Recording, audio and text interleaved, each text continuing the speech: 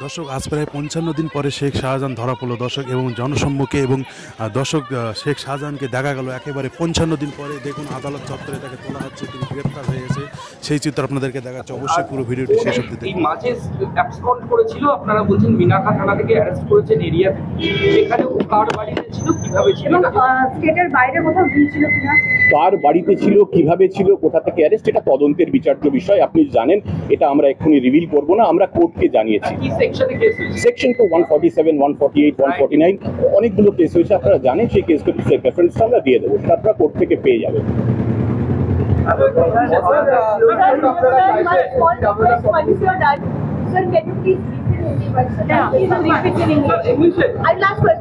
Hindi